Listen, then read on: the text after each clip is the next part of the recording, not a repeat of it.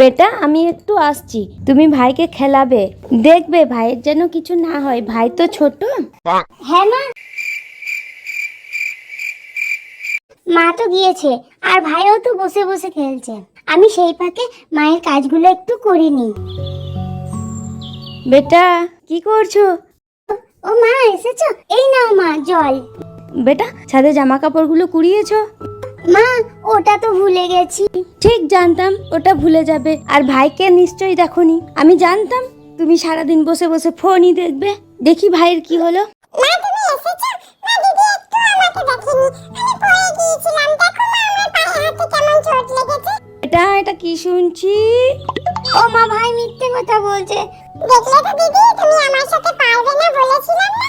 আমি কেমন মাকে মিথ্যে কথা বলে তোমাকে বোকা খাইয়ে দিলাম। ভাই আমি কিন্তু এর প্রতিশোধ নেবই।